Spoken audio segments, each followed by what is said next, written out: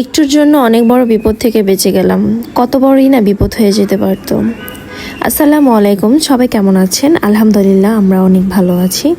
দেখেন আমার বাসার এসির কী অবস্থা। এতদিন এসি 6 মাস পর পরই ওয়াশ করছি, বাট এসি কখনো খুলে ওয়াশ করা হয়নি, পরিষ্কার করা হয়নি।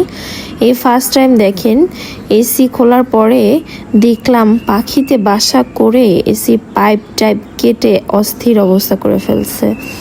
দেখেন পাখি কত বড় বাসা করে ফেলেছে এসির ভিতরে। আবার এই পাইপটা আছে, পানির যে পানি পড়ে সেই পাইপটাও কেটে ফেলছে অলরেডি। আর এই তারগুলোও নষ্ট হয়ে গেছে। তো এই তারগুলো এখান থেকে লিকেজ হওয়ার, এখান থেকে দুর্ঘটনা ঘটে সচরাচর। যাই হোক, আল্লাহ আমাকে অনেক বড় বিপদ থেকে বাঁচাইছে। আল্লাহর কাছে কোটি কোটি শুকরিয়া। আর আপনারা অবশ্যই যাদের বাসায় এসি আছে তারা অবশ্যই খেয়াল করবেন যে আপনাদের এসি ওয়াশ করার পাশাপাশি খুলেও দেখবেন যে এরকম কোনো সমস্যা আছে কিনা। আর সবাই অবশ্যই নিজ নিজ জায়গা থেকে সতর্ক থাকবেন। অবশ্যই 6 মাস পর পর এসি ওয়াশ করে রাখবেন এরকম দুর্ঘটনা থেকে বাঁচার জন্য। আর আমার ভিডিওটি কেমন লাগলো অবশ্যই কমেন্ট করে জানাবেন। সবাই ভালো থাকবেন। আল্লাহ হাফেজ।